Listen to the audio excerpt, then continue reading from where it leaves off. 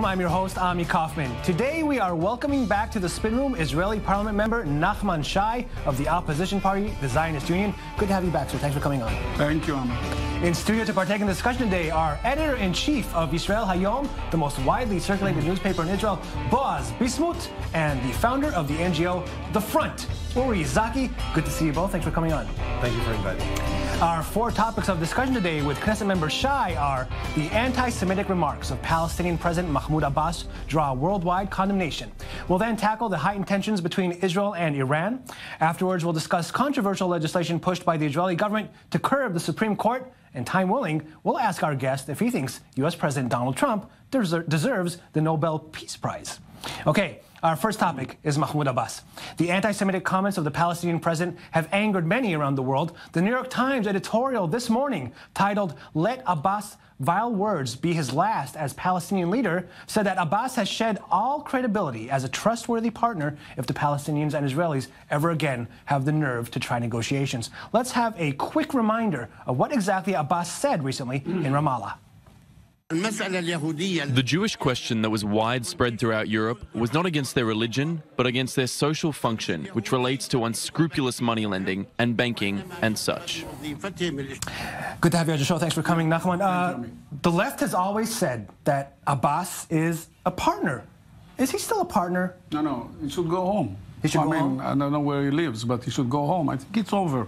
And I was really surprised to see such a huge reaction or comments came after his speech. He just have to go on. I think it's irrelevant, and we just don't have to pay attention anymore. So what do we do? We wait. It's not our responsibility and not our authority. But I think what he said, I mean, it's unacceptable, and it's not the first time. It's second, third, whatever in line. Just send him home. That's it. And I'm looking very seriously. I mean, there's many other Israelis who are really interested in making a peace between us and the Palestinians for the next one. To see, hopefully, it'll be much better. Boaz, the left basically says that it doesn't matter if it's Abbas or if it's someone else. I mean, the right simply doesn't want to give up any land, no matter who leads the Palestinians. Is that correct? I hope you're asking me the question of the right, and I'll permit me to say one thing. This week we have two issues. We have Abbas and his declaration now, which is a shocking one, and I totally agree with member of Knesset, Nachman Shai, and I believe that Zaki would say exactly the same thing. I don't know. You said shocking, because I do believe, because let's wait for what I said. Any person with an honest mind would say exactly the same thing. Oh, about the condemnation. Of course, everybody can only condemn. But for me, I mean, this week, nothing surprises. What have we done? I mean, what have we said in our paper, and what you call the conservative camp in Israel has said? Iran is lying, and unfortunately, Mahmoud Abbas used to be an anti-Semite. Look at his PhD, and he hasn't changed a lot.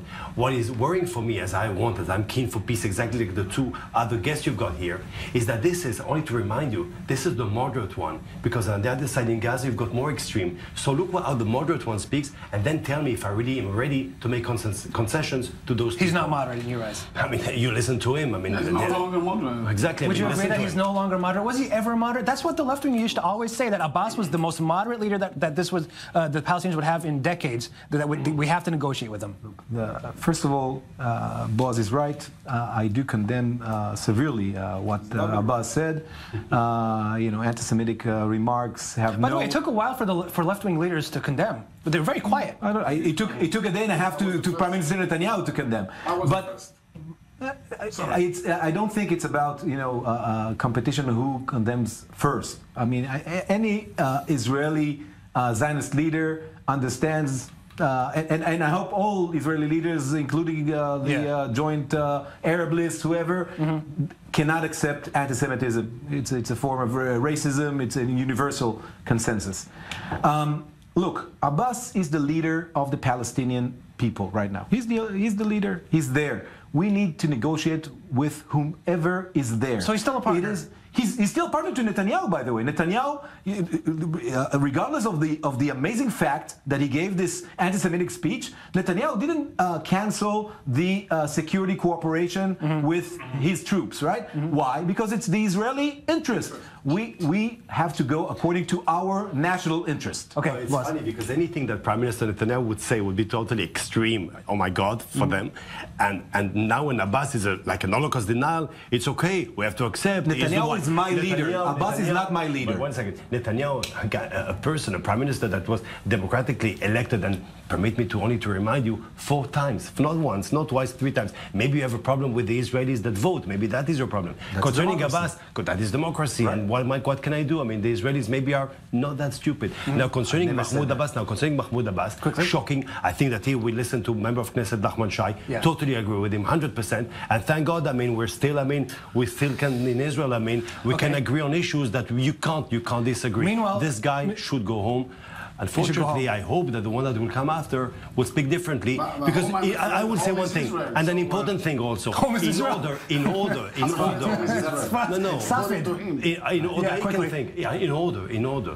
to be able to sit with him, with any Palestinian, and think of the future, we have first of all to agree about the past. Right. Okay. Meanwhile, things are happening on the ground. Everybody's talking about the month of May being very, high tensions in the month of May.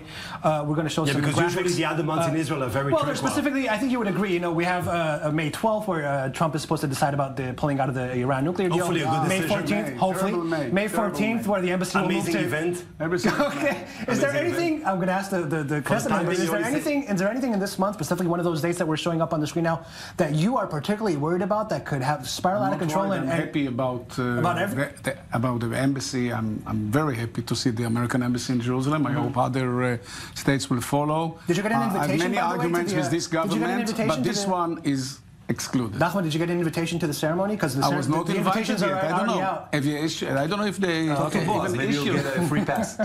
No, I don't need Boaz. I think they will invite Knesset members, and I will go. Are you guys worried at all about this month of May? There was the invitation, but there's the invitation. We're putting it on there. Uri, how about you? I mean, at least May 14th, Hamas is planning on maybe hundreds, if not thousands, of people trying to infiltrate the security fence between Gaza Strip and Israel. Look, I think this is the potential of a big problem to Israel. I hope the Israeli leadership will know how to deal with this and not, of course, Israel has the right to defend itself, and Israel has the right to protect its borders. Right. Having said all that, we need to be very, very cautious and very cautious on our triggers with the troops on the fence. First, because it's it's human rights, it's the laws of war, and second, because again, I'm glad you brought that up. The Israeli interest. Hold on, but let me finish just this point. The Israeli interest is not to have a big number of casualties that will create a huge problem for Israel. I understand that. I understand. You brought up the issue of human rights. The Israeli army was challenged in court for how it opens fire on.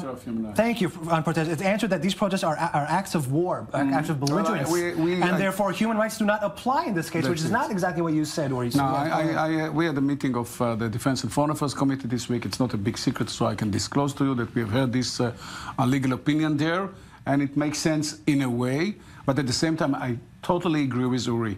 Our interest is a smaller number of casualties as much as possible, because the larger the number is, tragedy. Boss. Unfortunately, I mean, you speak about the interest of Israel. What about the interest of the Palestinians? What about the interest of the Palestinian Authority? What about the interest of Palestinians' leaders? Is their interest, unfortunately, if for us the interest is to have low casualty among my neighbors, for them, unfortunately, sending kids and women, as they used to do in the past, is exactly the same thing. Now, this month of May, by the way, Abbas agrees with you. Abbas agrees with you. In Ramallah just said not to send the children because it's totally logic. Look, we have a month of May with maybe America, the same America that for 8 years that was told that they're forgetting Israel, leaving Israel, not backing Israel anymore. And look, all of a sudden the White House is with us. So on the 12th, maybe we'll see America retreating from the horrible Iranian deal. We're going to talk about that soon. Go ahead. Okay, we're going to talk. America transferring their embassy. This is huge. This is tremendous. So with all due respect to the Palestinians' march, for me, the month of May is especially the transfer of the embassy. They won't control my agenda. My agenda is Israel, not the Palestinians. Okay, we have to go for and a break. Of Jerusalem. Of course, it's in May. Yes, okay. I want to talk to you quickly about what happened today in another court. Dareen Tatour, a Palestinian poet, was convicted for a poem that she posted on Facebook. Let's put up a quote of it. She said, "For the sake of Arab Palestine, a solution of peace is not enough. I will never lower my flag until I rid my homeland of them." Where do you stand on this touchy issue of freedom of speech, especially, you know, a poet, versus incitement to violence? I saw it, but I'm absolutely against. I mean, absolutely against what? About sending her to jail? Violating the freedom of speech. I think I defend the freedom of speech, even to Palestinians, unless it's a matter of incitement. Incitement. That's what the court. That's what the court decided. That this is incitement. So I have to see the entire poem. I don't know what it is, but in principle, I will defend their right to say whatever they want, as long as they don't take action, all kind of action against the state of Israel. I want your both reactions to this. As a man, I mean, as I run a newspaper, of course, freedom of speech is so important, as we say. I mean, I have nothing original to say. Again, I have to see all the poem, but again, I mean, to have this debate because someone's put, I have to see everything. Well, I mean, the court has been. But the trial's been going on for about 3 years now. She's been in house arrest for 3 years. It's not a new story that I'm bringing to the table here. Something more than that. I cannot accept it. Uri. It's a rare consensus here. Yes. I mean, it's a badge of shame to the Israeli judiciary to convict a poet on her poem that doesn't even have, you know, elements of violence or call for violence, which is, you know, according to what we know. And, you know, if she says, for example, I would love to go and live in Jaffa, good. But if she says, I would like to live in Jaffa and kill 1,000 of Israeli soldiers, that's something different. You see, so I haven't seen all the poem. Maybe it's a beautiful poem. By the way, you know, I mentioned before in the break that Nachman Shai used to be the spokesperson of the Israeli military. Yes. It's a huge blow to Israel's public image in the world. Even from that reason, it's just a jailing shameful... a poet. Jailing a poet doesn't look good, right? Yeah.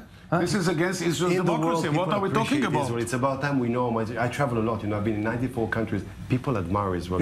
No, I didn't say they don't, but you know, you can admire a state. Especially with the drones. People but now there's a Palestinian response to the drones. Okay, I want to move on. Can we move on? Our next topic. Nachman. The kite terror, yes. Our next topic is Iran. President Donald Trump has just 9 days left to decide whether to pull out of a historic agreement on Iran's nuclear program. On Monday night, the Israeli Prime Minister unveiled an impressive intel cache of 55,000 pages of documents and a wall of gleaming CDs taken from the center of Tehran and allegedly proving that Iran had lied about its secret nuclear program up until the deal was signed in 2015. Meanwhile, Israeli satellite images show today that there is still activity at Iran's Fordow uranium enrichment facility. Sir, speaking about the deal, but the pressure to leave it up ahead of May 12th, UN Secretary General Antonio Guterres said today, we should not scrap it unless we have a good alternative. We face dangerous times. Here in Israel, Yair Lapid, the head of Yesh Atid, which is currently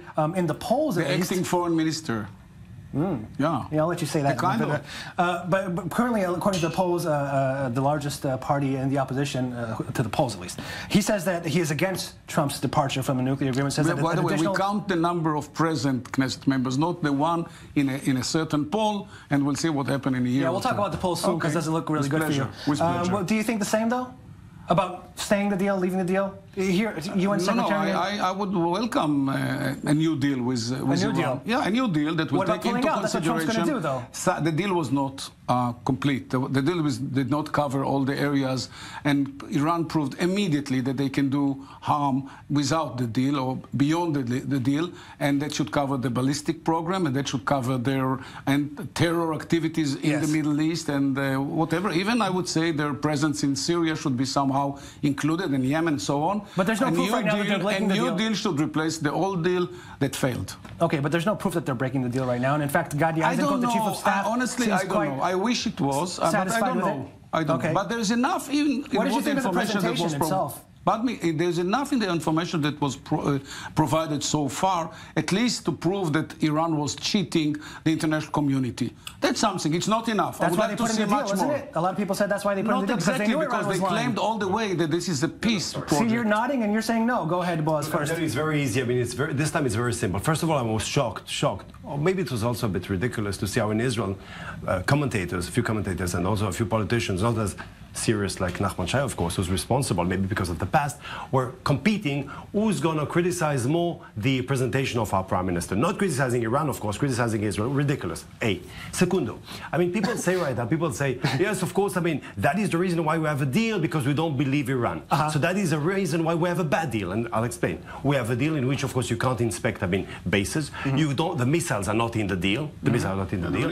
And also, it's on time. Now, why in time is important? For Iranians, don't forget that. When Iranians, they look at America, at the age of America, it's ridiculous with the thousands and thousands of years they have. For them, the consideration of space and time is totally different, the way they perceive space and time. Are you talking about the sunset clauses right now? I'm talking about the fact that after 10 years, 10 years, I mean, they can do whatever they want. Yes. So this deal was ridiculous, dangerous. What President Obama, as you know, when he became, I mean, you're going to speak about the Nobel Prize afterwards, I guess. If we have time. President Obama, depends on how long your answer is now. Beautifully the elections. Wait a second. When he wins beautifully the elections, don't forget what happens soon. Soon we've got in June 2009 this green march or movement in Iran. But for him, no. It was very important. October 2009 in Geneva, when we're going to reconduct the negotiations. He wanted a deal. He had a bad deal. We in Israel can't take the risk. It's a very bad deal. Let's hope President Obama will retreat. Let's let Uri weigh in. Basically, didn't it prove, by the way, this presentation that, like, you know, Iran was lying the whole time? Exactly. More proof. That's the reason there is a deal in the first place. If there's no military nuclear plan, so why do you need a deal to prevent? But it means the deal was based on lies. Look, to me, Ami, what's most important is the Israeli interest. And the Israeli interest is to postpone as much as possible and to prevent Iran from going nuclear, from becoming a nuclear military ability power. Now, according to Netanyahu, does leaving the deal stop the nuclear? Leaving the deal stops them from making the bomb? I'll explain to you. How? There's no alternative. If they leave, then they'll enrich again. Both of you are world experts. I mean, you're experts in nuclear. I'm asking questions. You know, the chief of staff of the Israeli military. It's better to take a bad deal, the bad option. The chief of staff of the Israeli military says so. I prefer to see a new deal. But if there's no such an alternative, let's wait and find a better way. But don't just eliminate the present deal. That's what Trump will do, isn't he? That's what Trump's doing. No, I think at the same time they'll be working out a new deal. To leave the deal. He doesn't say you have to make a new deal. No, Netanyahu leave it anyway. I hope he's realistic. Well, he can say what he wants, but he understands the situation. It's not just going to be over and disappear. The deal is there. And also, it doesn't talk to all the partners. There are some of them. There are others that would not agree to any. There was some critique, Nachman, there was some critique that the presentation itself by the Prime Minister was a bit over the top, that he shouldn't have revealed how the Israeli intelligence works. Yeah, do you share that kind of? I think he was careful. I think he was careful. He was careful, and if you just analyze it, by the way, what is this in those? What did we see there? Before we go for a break, I want to ask you, what did we see there? What do you think of the new law that allows the Prime Minister to declare war without the cabinet approval? What's going on here? I mean, just the Prime Minister and the Defense Minister can declare war? Why does he need that by law? themselves? Why does he need that law? Ask him. He disagrees. And what about if it's the same person? You should ask him. I don't know. And if the same person, are you fearful of it? Are you worried about it? I am much less. I'm more worried about Iran. I'm more worried about declarations of Palestinians. Israelis worry me less. 10 seconds. I know. Let's ask Boy. If Yair Lapid is the next Prime Minister, would he be as not worried as he is right now? By the way, if you ask me the question, I'll answer you perfectly. It can be Nachman Shai, it can be Yair Lapid, it can be anyone. I have much less fear from Israel because we like here on this part of the Middle East always to be afraid of what's happening on our side. Okay, we're Israelis, you know, we're concerned about us. No, but it's very funny because this gentleman on my right-hand side is very much afraid of... Moving on to our next topic, it is controversial legislation in Israel. The nation-state bill passed the initial proposal to the Knesset this week. The bill establishes the status of the State of Israel as the nation-state of the Jewish people and also allows for the establishment of Jewish-only communities. Another law that is being pushed by the government is the bypass law, which would take away the Supreme Court's power to strike down laws it deems unconstitutional. I want to start, Nachman, with the bypass law. Maybe the reason... is not there. The late is expected to come about the Supreme Court. It's not there yet. But I know. I said pushing. Pushing is fine. I was very accurate, sir. It's the war. We are fighting for Israel's democracy. I talk so fast. Excuse me, but Israel's democracy is in danger. Okay. And I think each and every one of us should do his best, her best, to protect and defend. Can you Israel stop it? democracy. Can the opposition stop it? I don't think you're strong enough. We can stop it in the Knesset. We'll try. We can stop it out of the Knesset with the civil organizations, with the Supreme Court, with the media, with maybe the reason the reason that you want to stop this bill is because the opposition is they are going beyond their the Supreme Court the Supreme Court has basically become the opposition to this government, hasn't it? But they have the power. We just have votes, and they have the power to send bills back to the Knesset. To say that the Supreme Court is one of Israel's marvels, the Israeli Supreme Court, and the Supreme Court defends the rights of minorities. That's the right. There's like a global trend of populist regimes, and unfortunately, Netanyahu didn't used to be part of this trend. He used to defend the Israeli Supreme Court, much like his party's origins. Who used to be the minority in Israel always supported the Supreme Court. Now there's this populist line which says if we're the majority, we can do whatever we want. It's in Hungary, it's in Poland, it's in Turkey, of course it's in Russia, and now it's coming to Israel. The Supreme Court has to defend the rights of minorities in Israel, the right of the minority in Israel, and that's, the Israeli Supreme Court is something we have to be proud of, not to push back. First of all, we're proud of our High Court, we're proud of our judiciary, we're proud, very proud, but I also, listen, don't bring it immediately to populism because you don't agree. We have a High Court judge called Cheshin, we have a Ministry of... Late, he passed away. Okay, of course late, but he was High Court. We have a Ministry of Justice called Friedman, who wasn't on the right wing, and we've got others, we've got Diskin, Professor Diskin. These are people who are not religious, are not populist, and they do believe that the High Court right now shouldn't be the one to rule. Let's speak a little bit history. It intervenes too much. It intervenes too much, and with all due respect, you speak of a democracy, people in Israel vote, and when the High Court interferes in so many, it can be with a... Democracy is not only the majority rule, but also when an Israeli goes to vote, he doesn't go and vote for the judges, he goes and votes for the deputies. Wait a second. Okay. Now you need to what you need is you keep the balance. So immediately, my two friends here immediately are afraid for the democracy. Right. So let's see what's happening in other countries. It's the last moment they're trying to do everything before the Knesset disperse. Of course not. And I think it's wrong. Maybe we should pass a bill that all the bills approved by the Knesset. So Great Britain is not a democracy? No, it's a democracy. It's a democratic process. The process is democratic. And every decision is made by the majority of the Knesset members. That's the way it is. I want to show the latest... But you just have to look at the content. It's not just the technical issue of majority minority. I have to ask you a question. Are you a little bit confident on your camp, on your ideas, on your party? Because, as he said before, today it's the right wing, the power, it's the Likud party. Tomorrow it can be the Machnatz, Meretz, or another party. So fully, right now, there is a government. When you say we, the opposition, we have no say, because the question you were asked before, is that the High Court is the opposition. The High Court is the opposition. So we are recruiting everyone within Israel out of Israel. Because right now you're doing the war of the High Court. Okay, let him answer. But what about your camp? Where is your camp? Where is your camp? The opposition. What do you mean, where's the camp is doing its best? Let's put up the polls. Let's put up the polls. The last poll that we have that we're going to show has a 12 seats. Polls are coming. Avi Gabbai is a serious candidate. Should he still be leading? Should he still be leading the party? Yes, of course. He was elected, democratically elected by the majority. How do you explain these horrible numbers? Yeah. Okay. And everything is we are not there yet. Okay, is it an answer? What do you want? Every single poll will decide the fate of our leaders. Nachman, how do you explain those numbers? Bibi was also down by 20 at the eve of the last election, and they haven't, and he was not removed by his party. Maybe you're all the time, but crying. when Bibi was 20, everything is bad. And people are happy. was 20. 3 years ago, he had 20. Okay. No one pushed him out. Okay, One word about the Supreme Court. Let's not forget that Netanyahu is under investigation. The Supreme Court is the one that eventually will rule whether he's going to be convicted or not, and that's why they're going after the Supreme Court. Okay, we only have a little time left. Our last topic of the day is Donald Trump. A group of 18 Republicans has formally nominated the president for the Nobel Peace Prize for his efforts to denuclearize the Korean Peninsula and end the 68-year-old war between North and South Korea. Even the South Korean president agrees he should get it. I'll keep it simple. Does Donald Trump deserve a Nobel Peace Prize? President Obama, I suggest to wait until the end of the term and not the beginning of the term. Okay? Okay. Let's fix. This is the rule: end and not beginning. Let's so see that was a mistake. What they did with Obama. Okay. Right. Obama, it was. You can't. It looks like it's happening, though. Maybe. We spoke about the High Court, and look in America, we speak about Donald Trump. Don't forget, I mean, after 1 year at the White House, by the way, also the nomination of a High Court judge in America, so many things he has done in 1 year. And all of you here, also in I-24, in every place I used to go during the campaign, used to mock him and gave him no chance, 2 rounds, and then go back home.